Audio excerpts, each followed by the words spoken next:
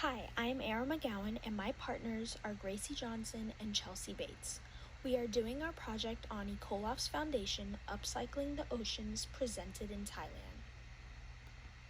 To begin with some background, EcoAlf is a Spanish clothing company started in 2009 by Javier Goyeneche, after the birth of his son, Alfredo, when Goyeneche reflected on the state of the planet that would be left for the next generation.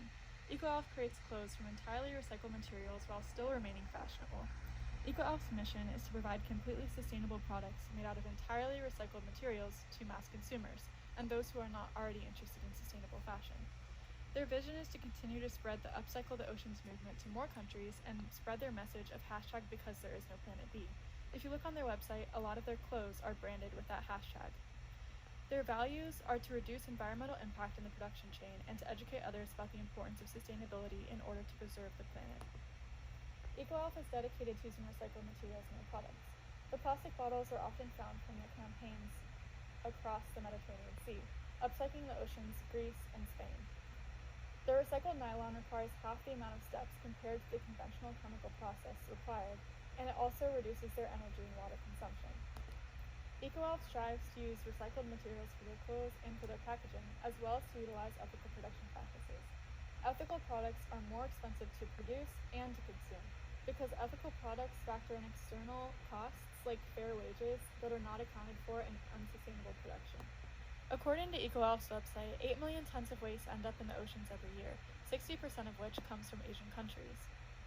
Thailand has a lot of seabound waste that needs to be cleaned up, and also could be used to make sustainable materials for EcoAlf's production. Therefore, EcoAlf saw an opportunity and created a campaign in Thailand, Upcycle the Oceans Thailand, to remove waste from the oceans to use as potential materials. Thailand is a constitutional monarchy, with a monarch as the head of the state. They have had 17 constitutions, and the last one was drafted in 2007. There's now a national assembly with a prime minister as the head of the government. General Prayuth Chan-o-cha seized power in a coup d'etat in 2014 and suspended the last 2007 constitution. According to the Corruption Perception Index, Thailand is pretty corrupt with a score of 36 out of 100. They rank 101 out of 198 countries. This is probably because they have had multiple government changes, many overthrows to the government, and coups and coup d'etats, and currently are run by an extremely overbearing prime minister who basically controls the country. Before the 1960s, Thailand was entirely focused on rice production for domestic consumption, and rubber, rice, teak, and tin was exported. The government then promoted a shift from agriculture to the manufacturing of textiles, consumer goods, and electronic components for export. And between the 60s and the 90s, the Thai economy was one of the fastest growing in the world. The adoption of the first National Development Plan in 1963 spurred the shift from agriculture to industry. Thailand has a high literacy rate, but is only considered partly free in global freedom and not free at all in internet freedom. The Asia-Pacific region saw the greatest rise in press freedom violations in all of the regions this year, with a rise of 1.7% from last year. The National Council for Peace and Order, which was disbanded in 2019, hounded journalists, summoned them for questioning, detained them, and drove about 10 of them out of the country entirely. Though Thailand is considered not free in their Internet Freedom Index, they have about 75% of their population on the internet and using social media, and they have about 75% penetration across the internet and social media as well. According to Hofstede's insights, power distance and uncertainty avoidance are the two cultural dimensions that are highest in Thailand. Power distance shows that inequalities are accepted and respect is expected, especially between employers and employees. They are highly collectivist, they're feminine, not very competitive or assertive, and their uncertainty avoidance score reveals that they like strict rules, laws, policies, and regulations. EcoAlf's strengths are that it's an up-and-coming brand, so it kind of has an excitement around it. They're also already had other campaigns established in Spain and Greece, so transferring it to Thailand was a bit easier, and they already had a supply of sustainable materials. Some weaknesses are that sustainable products are more expensive to produce and to consume, and it's difficult raising enough money to fund their foundations. Their opportunities are that there is currently an increased interest in sustainable clothing. There are lots of fishers and divers available in Thailand and lots of potential ocean cleanup. Threats to their campaign are that there is growing interest in other sustainable brands and more competition. There's a restricted society, it's only partly free, and they have extremely restricted media. The campaign's primary publics are local fishermen, divers, and volunteers of all ages. Their secondary publics are Ecolab's consumers, which are women, men, and kids aged 6 to 12. The secondary public is secondary because they're not as directly targeted as the locals who actually clean up with the campaign. The consumers are targeted more by marketing and through the aspect of desiring corporate social responsibility from the brands that they support. According to their website, they really target all ages. They have older fishermen, younger fishermen, young kids volunteering, and mostly local volunteers and local divers and fishers that know the area well, but some tourist populations as well help their volunteering efforts. As its Ecolab's mission to recover marine debris, they use fishermen's help, beach cleaning associations, and diving communities to raise awareness about the problem with ocean pollution among tourists and citizen populations. For the overview of the campaign, Upcycling the Oceans Thailand was founded in 2017. The project was really aimed to remove marine rubbish from the bottom of oceans. Its goal is to have this campaign held all around the world to help collect trash before it permanently damages the oceans. One cool fact is that once the trash is collected, it's actually turned into yarn, and from there it's turned into garments. 3 goals that this campaign has is to remove garbage that destroys ecosystems within the oceans, recycling the garbage found, and raising awareness about how garbage affects our oceans.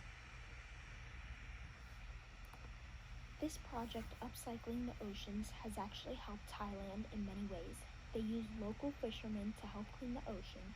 By cleaning the ocean, it actually helps tourism within the country. It also helps clean and raise money through the foundation, which helps the economy in Thailand.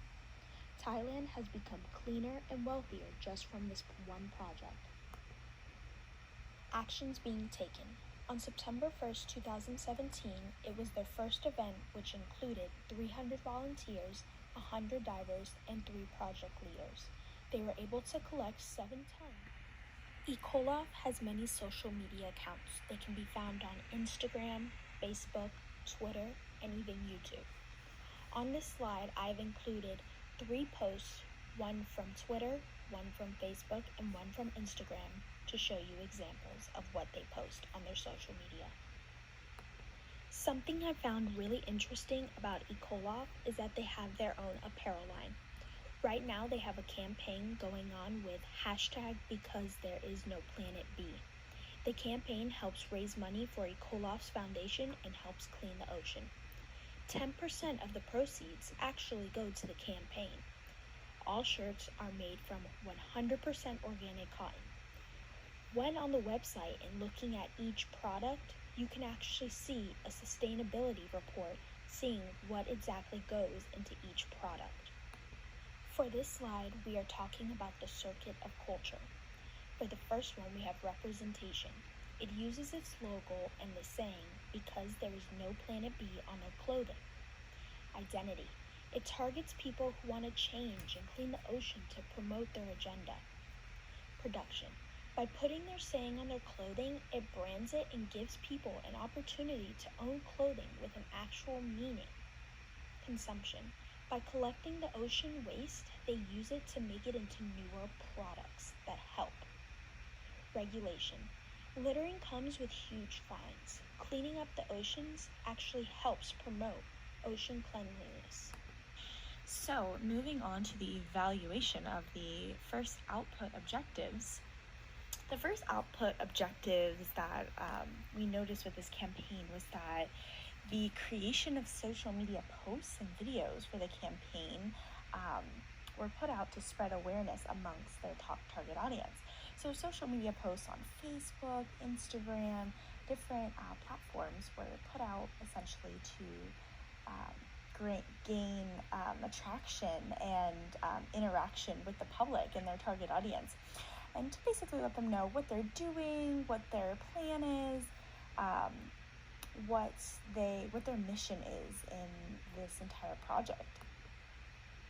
For the evaluation of the impact objectives, what we had down was first a quote from the website that states, "The project will increase public awareness of and participation in Thailand's effort to deal with concerns about the growing amount of waste along the country's popular coastal and tourist areas, including the islands.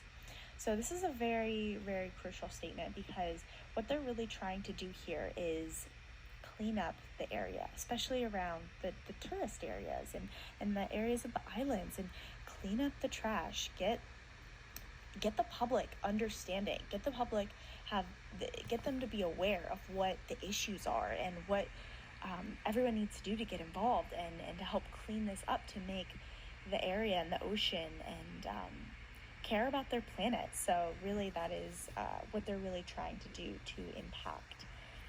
And the informational objective that they have on their website is to recover marine debris with fishermen's help, beach cleaning associations, and diver communities, as well as raising awareness about the problem with ocean pollution amongst tourists and citizens. In conclusion to this project, Ecolove was able to remove 500 tons of waste from the bottom of the ocean. They were able to recycle over 200 million plastic water bottles, and they were able to develop over 300 fabrics recycled from different types of waste and turn them into top quality garments that are now sold from the brand itself. So they're able to take this gunk, this trash that was in the ocean, and turn it into something beautiful, and in exchange be able to gain a profit from that, so it can continue to be able to support and uplift this brand to continue to be able to do great things for our planet. The key takeaways from this project was that when you center your project around sustainability, people feel proud of themselves for getting involved. Using that knowledge and spread as much awareness as you can. People want to help if they know where help is needed. People in the community, those divers, those fishermen, those people that are passionate about the ocean, are passionate about making it a big part of their lives, they want to be a part of keeping it healthy so that we can continue to appreciate this earth that we're living on. And so for the final recommendations for this entire campaign, the only ones that we really saw were that they could have launched a survey, possibly on Facebook. That probably would have been really helpful to kind of further understand the how far they went and how many people they reached, to launch some sort of survey on Facebook, maybe saying like, oh, like if you helped out on the beach, or if you helped out in this project, what part did you help out in, or if you didn't, if you just were aware of this, what was your understanding of what we did, or some sort of questions to kind of gain understanding from their audience to kind of conclude this project would have been really helpful. So that was one recommendation that we thought of, and another was following up the campaign with a conclusion video, possibly on YouTube, would have also been a great idea, because they have that amazing YouTube initial launch video that kind of like got the word out there, like, hey guys, this is what we're doing. And it would have been really great if they concluded it with a video as well, to kind of wrap it up and make people feel like, yeah, like we're doing something, like we're changing the planet. Like everyone wants to feel that way. People that care about sustainability and making our planet a better place, they love to feel like that conclusion of, oh, okay, we did it, we worked somewhere, because it's hope. It gives people hope. So yeah, that was the other recommendation that we had, and this concludes our project.